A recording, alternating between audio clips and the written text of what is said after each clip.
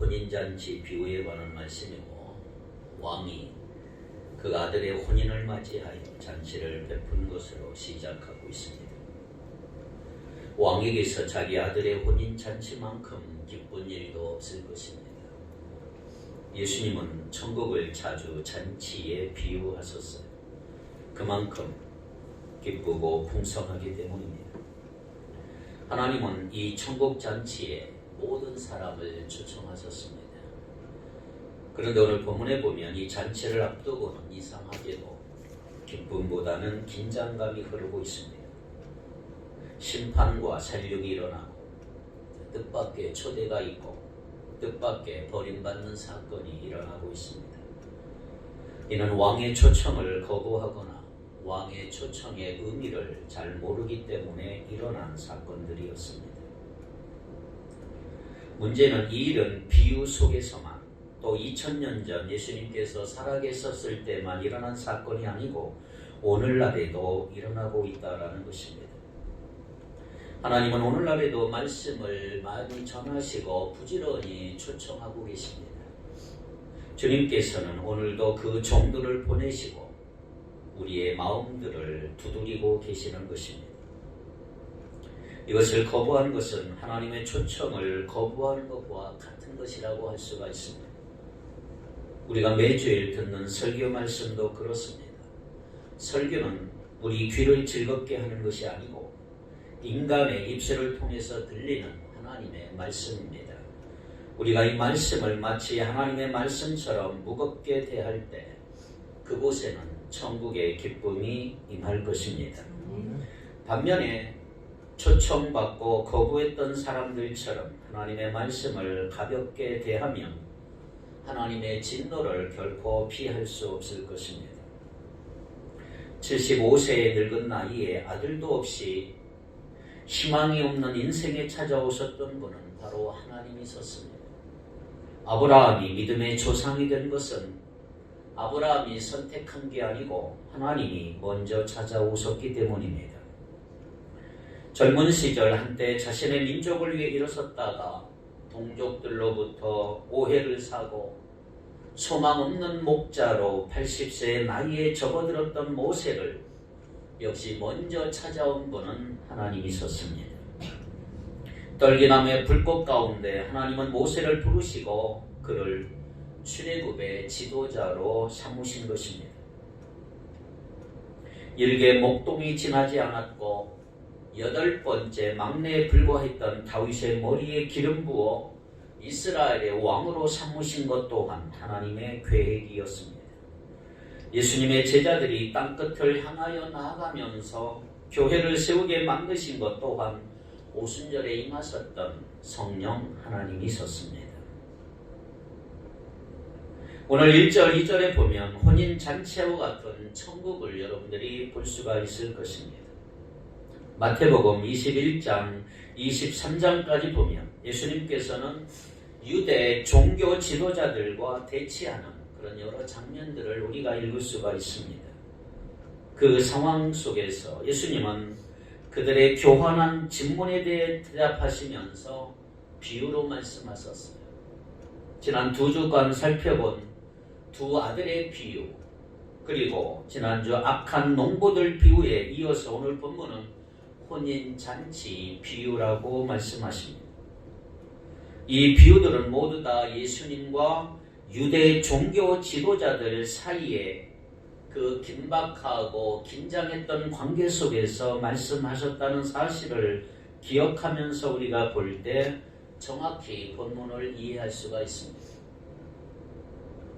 오늘 우리의 관심을 끄는 첫 번째 내용이 뭡니까? 하나님의 나라가 잔치, 즉 축제에 비교되고 있다는 것입니다.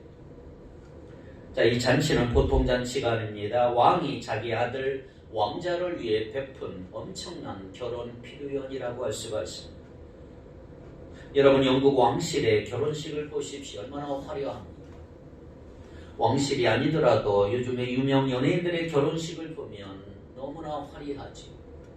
일반인들이 갈 수 없는. 오늘 1절, 2절에 보니까 이렇게 되어 있어요. 1절, 2절을 한번 같이 읽겠습니다.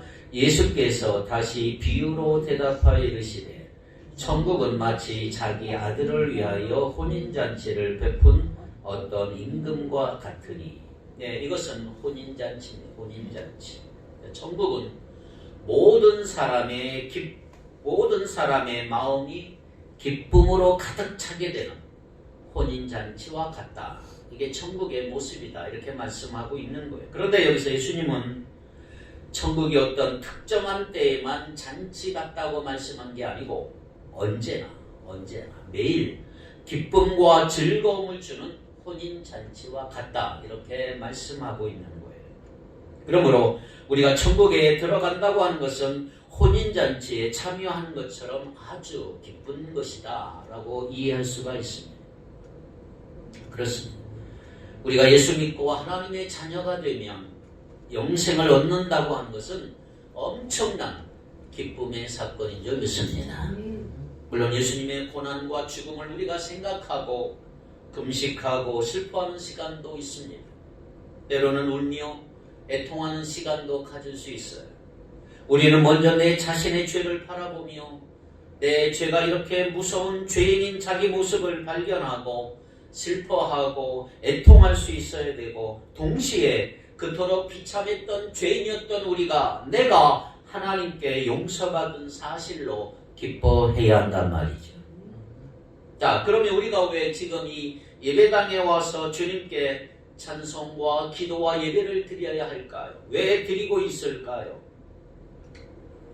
죽을 수밖에 없던 내 안의 죄를 발견하고 울며 애통해하며 또 용서함을 받은 감격과 감사로 인해서 오늘 우리가 이렇게 함께 모여서 하나님께 예배 드리는 거예요. 그래서 우리는 예배 드리면서 하나님이 은혜를 주실 때 눈물을 흘릴 줄도 알아야 하고, 그런데 그 눈물은 마냥 슬퍼서 내가 좌절해서 내 감정이 복받쳐서 흘리는 눈물이 아니라 그토록 무서운 죄인인 나를 용서하시고 구원해 주신 감격으로 흘리는 눈물이어야 한다는 것입니다. 그러므로 우리의 예배는 감사와 감격이 있어야 하고 용서의 기쁨이 넘쳐야 합니다. 그러므로 예배는 잔치와 같이, 축제와 같이 드려야 됩니다. 우리가 온 마음을 들여 하나님께 예배한다면 우리는 하나님의 용서하심을 체험하며 그 결과로 큰 기쁨을 맛보게 될 것입니다. 하나님이 보시는 것은 예배의 스타일이 아니고 예배의 정신이고 여론의 마음을 보신단 말이죠. 우리 아무리 예배 순서에 형식이 많고 경건하게 진행이 되고 신학적으로 완벽할지라도 하나님을 향한 마음이 없으면 그 예배는 받지 않습니다. 반면 형식은 별로 없어도 영과 진리로 신령과 진정으로 드리는 예배는 받으시는 줄 믿습니다. 형식은 본질을 드러내는 도구가 되어야 되겠죠. 형식 그 자체가 중요한 게 아니고 우리 마음에 있는 담는 그릇이 형식이죠. 그 순서가 바뀌면 형식주의가 되고 형식주의. 형식이 본질을 위해 존재하는 것이지 형식이 본질을 바꾸면 잘못될 수가 있는 거예요.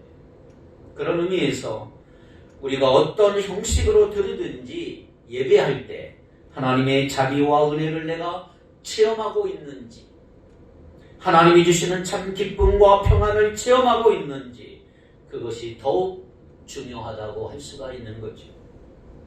그래서 오늘도 우리가 예배 드릴 때마다 그런 놀라운 은혜와 영광을 체험할 수 있기를 축복합니다. 두 번째로 왕의 초청과 사람들의 거부를 볼까요? 3절에서 7절에 보면 예수님 당시 이스라엘에서는 결혼 이전에 두 남녀가 정혼을 합니다. 우리말로 말해 약혼 비슷하다고요. 이제 곧 가까운 미래에 혼인 예식이 열릴 거라고 하는 소식을 사람들에게 전달을 합니다. 그러면 그들은 이 혼인잔치에 참여해야 할 것을 미리 알고 준비할 수 있었습니다. 정혼으로부터 결혼까지의 기간은 대개 약 1년입니다. 대략 1년 정도. 그러므로 오늘 본문에서 초대받은 손님들은 혼인잔치에 참여할 준비를 할 만큼 충분한 시간과 여유가 있었고 그것을 이미 다 알고 있었습니다. 자, 3절 볼까요? 그 종도를 보내어 그 청한 사람들을 혼인잔치에 오라 하였더니 오기를 싫어하거늘 했습니다. 자, 한 왕이 어느 날 자기 아들의 결혼을 위해 잔치를 베풀면서 자기 종도를 손님들에게 보내어 혼인잔치에 오라고 초청을 했습니다. 그러니까 왕은 이미 혼인잔치를 하기 1년 전쯤에 정혼할 때 사람들을 초청을 했고 그 사람들에게 종들을 보내어 이제 두 번째 초청하고 있는 거예요. 두 번째. 이것은 실제 혼인잔치의 날짜와 시간을 알려주는 것입니다. 그래서 이미 청한 사람들을 혼인잔치에 오라고 하는 거예요. 정혼 후에 이미 청함을 받은 사람들이라면 당연히 혼인잔치에 참여할 것이라고 여겨지는 사람들이라는 거지요. 그런데 문제는 뭡니까? 놀랍게도 그들은 오기가 싫어서 초청을 거부하고 있다고 기록을 해요. 오늘 비유에 등장하는 임금의 마음이 이끌었을 때 그는 임금은 하나님을 말씀하고 있지요. 그리고 혼인잔치는 이 세상 종말에 있을 메시아의 천국 잔치를 의미하고 있습니다. 이미 청함을 받은 사람들은 하나님께서 언약을 맺으시고 메시아를 통한 평화와 의의 나라를 약속해 주신 이스라엘 백성을 의미하고 있습니다. 자, 4절을 다 같이 한번 읽겠습니다. 4절 시작. 청한 사람들에게 이르기를 내가 우천을 준비하되 나의 소와 살찐 짐승을 잡고 모든 것을 가져오니 혼인잔치에 오소서 하라. 요청이 한 차례 거부당했음에도 불구하고 임금은 청함을 받은 손님들이 두 번째 초청의 의미를 잘 이해하지 못했을지도 모른다는 그 사랑과 자비의 생각에서 임금은 다시 다른 종들을 보낸 것을 알 수가 있죠. 이제는 이미 정혼할 때 청함을 받은 손님들이 와서 이 혼인잔치를 즐기는 일만 남은 거예요. 오면은 되는 거예요. 그런데 그들은 어떻게 반응합니까? 5절 6절입니다. 그들이 돌아보지도 않고 한 사람은 자기 밭으로 한 사람은 자기 사업하러 가고 그 남은 자들은 종들을 잡아 모욕하고 죽이니. 자, 이번에는 아예 초청을 돌아보지도 않았어요. 왜 그렇습니까? 어떤 이유로, 무슨 이유가 있을까요? 한 사람은 수확을 많이 거두어서 돈을 벌려면 지금 일해야 하니까 왕의 초청을 거부하고 밭으로 일하러 갔어요. 또 한 사람은 잔치에 참여하게 되면 사업에 지장이 있게 되어서 원하는 만큼의 수입을 얻지 못할 수 있기 때문에 사업을 진행하러 갔다고 했습니다. 또 다른 사람들은 자기들에게 자꾸 오니까 귀찮게 구는 것 방지하기 위해서 아예 이번에 왕이 보낸 왕의 종들을 잡아 모욕하고 그 다음에 뭐 했어요? 심지어 죽이기까지 했다라고 기록을 해요. 그러니까 보낸 왕의 입장에서 두 번째 이렇게 되니까 어떻게 됐을까? 왕은 어떻게 합니까? 7절을 같이 읽겠습니다. 시작. 임금이 노하여 군대를 보내어 그 살인한 자들을 진멸하고 그 동네를 불사르고. 얼마나 왕이 분노했을까요? 왕은 분노하며 군대를 보내서 살인한 자들을 다 진멸하고 그들의 동네를 완전히 불살라 버렸다고 했습니다. 자신의 초청을 두 번씩이나 거부하고 종들을 죽이기까지 한 것은 왕인 곧 자신의 권위를 인정하지 않는다 이 말이에요. 그러니까 왕을 왕으로 인정하지 않고 왕에 대한 반역이라고 할 수가 있습니다. 가만히 있을 왕이 있겠습니까? 그 당시에 동네 어른이 초청한 잔치에도 당연히 가는 게 원리예요. 근데 왕이 초청한 잔치에 가지 않았다라고 하는 것, 심지어 왕이 보낸 종들을 죽였다면 이것은 진짜로 반역죄에 해당해요. 반역죄. 이 말씀을 듣는 사람들은 당연히 그들은 죽어 마땅하다고 생각했다는 거죠. 자, 그런데 여러분 중요한 것은 뭐냐 하면 예수님은 여기서 엄청나고 큰 일을 암시하고 계신 것을 알 수가 있어요. 앞으로 이런 일이 있을 것이다. 어떤 일이 있을까요? AD 70년 역사적으로 예루살렘이 실제로 멸망당한 일을 지금 설명하고 있는 거예요. 로마의 티투 장군, 나중에 황제가 됐는데 로마의 티투스 장군이 150만 명이나 되는 유대인들을 학살하고 예루살렘 성을 전부 불태우고 성전도 전부 파괴되는 무섭고 엄청난 사건을 지금 예수님 미리 예언하고 말씀하고 있는 것입니다. 자, 그런데 여기서 중요한 것은 뭐냐 하면 청함받은 사람들이 왕의 초청을 거부한 이유가 무엇이냐 이거예요. 자, 왜 거부했습니까? 놀랍게도 그들은 어떤 비윤리적이나 비도덕적인 일을 하거나 무슨 나쁜 일, 악한 일을 하기 위해서 왕의 초청을 거절한 게 아니에요. 성적으로 문란한 파티를 하거나 마약이 난무한 광란의 파티를 벌이거나 거기 가고 싶어서 왕의 초청을 거부한 것이 아니라 이 말이에요. 그들은 단지 자기들이 매일매일 하는 일들을 하기 위해서 왕의 초청을 거절했던 거예요. 자기 스케줄을 마치기 위해서 왕의 초청을 거부했다는 것을 알 수가 있습니다.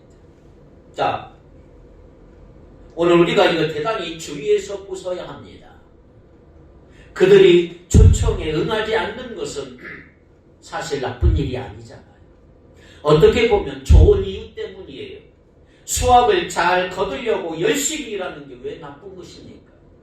사업을 열심히 잘하는 게 왜 나쁜 거예요? 그러나 그들은 왕의 잔치에 초청받은 것이 얼마나 영광스러운 것인지를 몰랐다는 거죠. 왕의 초청을 거부한다는 것은 그 당시 사람들이 들으면 말도 안 되는 거예요. 죽어 싸다는 거죠.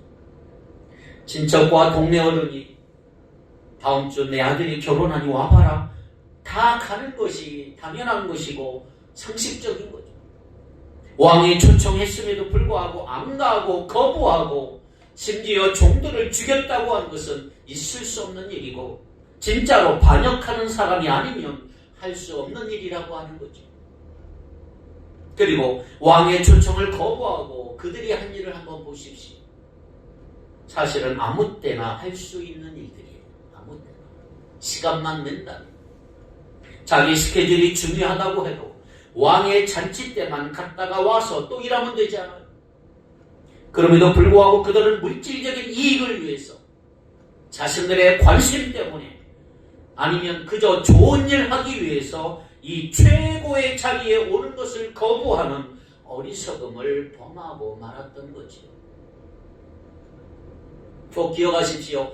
여러분 인생에서 가장 위험한 일 중에 하나는 뭐냐? 좋은 일 하다가 좋은 것 하다가 최고의 것을 못하는 거예요. 그저 좋은 것들이 나와 하나님 사이를 막을 수 있어요. 사탄은 하나님을 믿는 우리의 신앙을 무너뜨리려고 우리의 삶을 파멸시키려고 얼마나 좋은 일들로 인하 여러분들을 유혹하는지 몰라요. 주님을 모르는 사람들이 주님을 믿지 못하도록 막고 있는 것을 한번 보십시오. 더 좋은 일이라는 구실 때문에 이 땅에 사는 동안 예수님이 약속하신 풍성한 삶, 천국의 삶을 맛보지 못하고 계속적으로 괴로움과 염려와 불안함과 걱정 속에 살도록 만들려고 하고 있는 것입니다. 사탄은 결코 바보가 아니에요. 아주 교활하고 영리해요. 우리보다 훨씬 더 똑똑해요. 그래서 우리가 최고의 것 하지 못하도록 수많은 좋은 것들을 우리 삶에 계속 보내고 있는 거예요.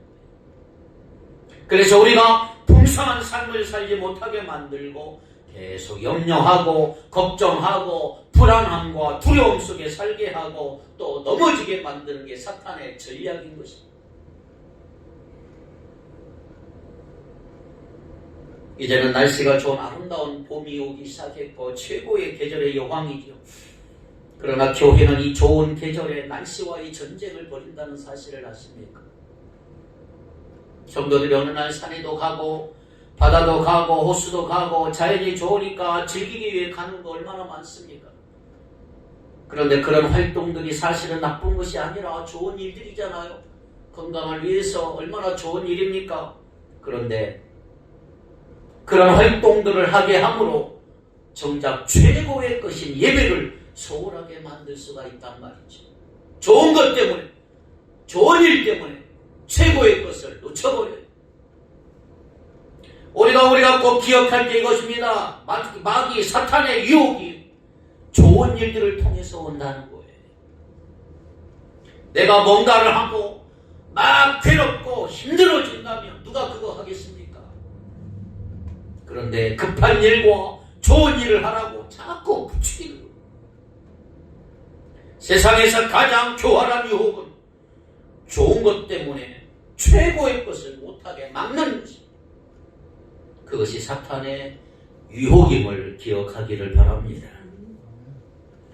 주일날 교회에 와서 다른 지체들과 함께 하나님을 예배하는 것은 최고의 일인 줄 믿습니다. 하나님과 매일 말씀과 기도로 교제하는 것 최고의 일인 줄 믿습니다. 교회에서 함께 교제하고 봉사하고 전도하고 선교하는 것 다 최고의 일이에요. 그런데 사탄은 우리가 그거 못하도록 온갖 방법 동원하고 막고 오해하게 만들어요.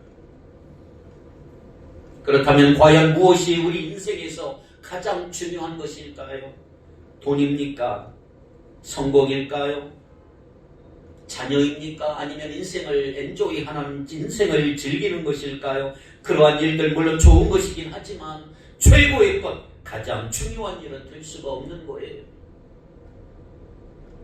자, 제가 늘 말씀드리지만 예수님이 우리에게 가장 중요한 것이 뭐라고 했지요? 관계다, 관계. 하나님과의 관계에서 하나님을 어떻게 하면 사랑할 수 있는가? 이웃과의 관계에서 이웃을 어떻게 하면 더 사랑할 수 있는가? 하나님을 사랑하고 이웃을 사랑하는 것이 우리 인생에서 가장 중요한 일인 줄 믿습니다. 하나님을 신뢰하고 주님을 따라 순종하며 사는 것 가장 중요한 일인 줄 믿습니다. 동남아시아나 인도네시아 가면 숲에 있는 원숭이를 찾는 방법이 하나 있어요. 원숭이 뇌가 맛있다고 최고의 요리라고 동남아시아 사람들은 원숭이를 잡아먹는데 원숭이들이 잘 다니는 길목에 호리병 모양의 병들을 쫙 놓고 그 호리병 안에 쌀을 넣어요. 쌀을. 그 뒤에 숨어 있으면 원숭이들이 숲에서 하나 둘 기어 나와요. 그 쌀을 먹으려고 호리병 속에 있는 쌀을 먹으려고 그 안에 쌀을 먹으려고 이제 손을 딱 넣어요. 그런데 쌀을 손에 잡으려고 딱 잡고 주먹을 쥐기 때문에 호리병에서 나오질 않는 거예요. 이 주먹이. 입구는 적으니까.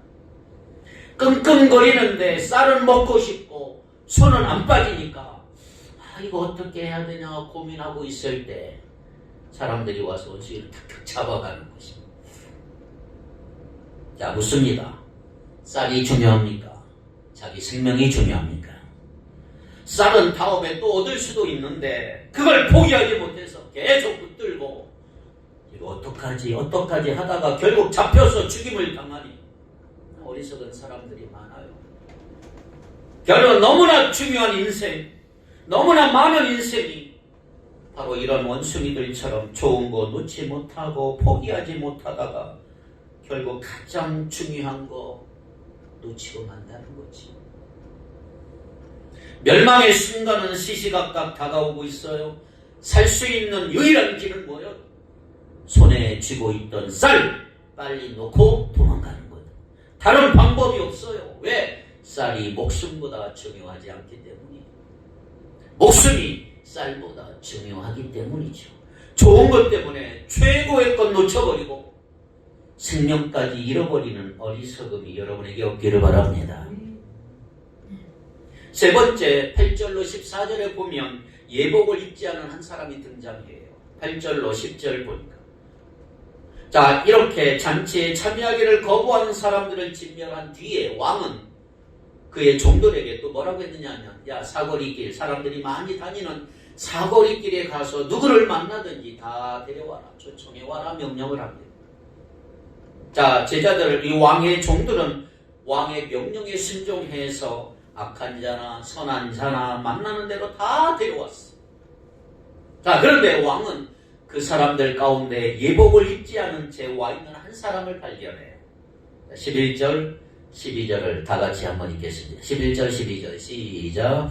너희 신들을 보러 들어올세 거기서 예복을 입지 않은 한 사람을 보고 이르되 친구여 어찌하여 예복을 입지 않고 여기 들어왔느냐니 그가 아무 말도 못하고 왕은 예복을 입지 않은 그 사람에게 왜 예복을 입지 않고 왔느냐고 묻습니다. 이것은 혼인잔치가 됐는데 혼인 예복을 입고 와야 되는데 입지 않고 왔는 어떻게 여기까지 들어왔느냐 이 말이지요.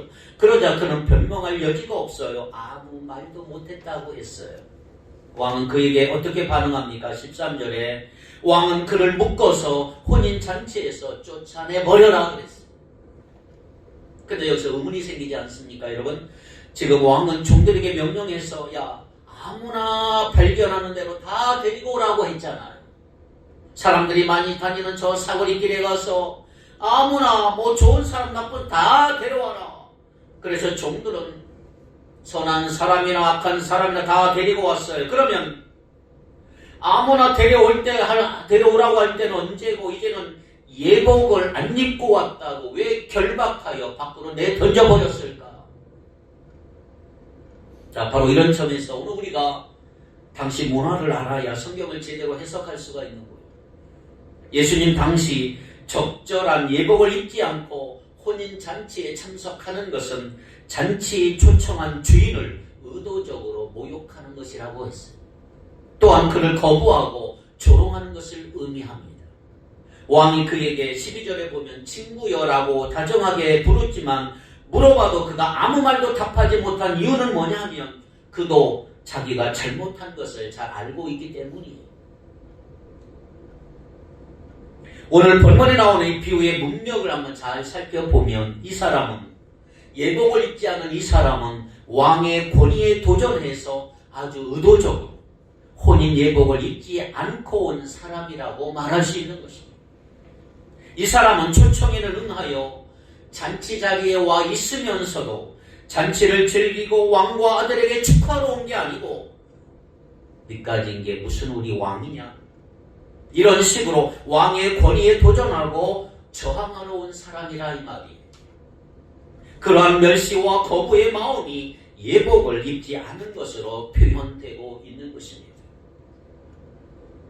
여러분, 오늘 우리가 천국에 들어간다는 의미는 뭐냐 하면 왕이신 하나님께서 다스리시는 영역에 들어간다 이 말이에요. 내 삶이 천국이 될 수가 있어요. 하나님이 나를 다스리게 할 때 여러분의 삶은 천국이 되는 줄 믿습니다. 그러나 잘 들으세요. 내 마음대로 할 때 내가 주인이 되고 내 마음대로 하고 모든 것을 내가 결정하고 내가 알아서 할 때 그것은 하나님을 인정하지 않는 것이고 그 삶은 지옥이 될 수도 있다는 말이죠. 그는 스스로 자기 자신을 천국에 맞지 않는 사람으로 만들어버리고 그래서 예수님이 비유를 마치면서 이렇게 결론적으로 말씀하십니다. 14절에 청함을 받은 자는 많되 택함을 입은 자는 적으니라. 자, 많은 사람이 천국 잔치에 초청이 됐어요. 그런데 어떤 사람은 처음부터 초청을 거부해요. 다른 사람은 잔치 자리에 오기는 하지만 천국의 법, 하나님의 법 따르기를 거부하고 계속해서 자기 방법과 자기 규칙만을 주장하는 사람이 있습니다. 그러다 결국 하나님 나라에 합당하지 못한 자가 되어서 쫓겨나게 됐어요. 그러나 어떤 사람들은 아무런 자격이 없지만 아는 하나님의 은혜로 인하여 잔치에 참여하게 되었고 천국의 기쁨과 즐거움을 맛보며 영원히 그곳에서 살게 된다는 것입니다. 하나님은 지금도 하나님의 나라 천국 잔치에 모든 사람을 초청하고 있습니다. 모든 사람이 구원받기를 원하십니다. 그러나 이 세상의 많은 사람들은 처음부터 하나님의 초청을 거부하고 오지를 않아요. 어떤 사람은 오기는 왔다고 하는데 진짜 온 게 아니에요. 하나님의 통치를 거부하고 계속 자기 방식대로 살겠다고 주장하는 사람들이 교회 안에 너무 많은 것입니다. 그런데 오늘 이 아침 이 자리에 나온 저와 여러분은 바로 천국 잔치에 들어와 있음을 믿으시기 바랍니다. 세상의 종말 때 완성되는 하나님의 잔치, 어린 양의 혼인잔치를 이 땅에 미리 맛볼 수 있는 곳, 그것이 교회입니다. 우리에게 주신 것이 교회다 이 말이에요. 자, 여러분 교회에 속해서 천국을 마음껏 맛보시기를 바랍니다.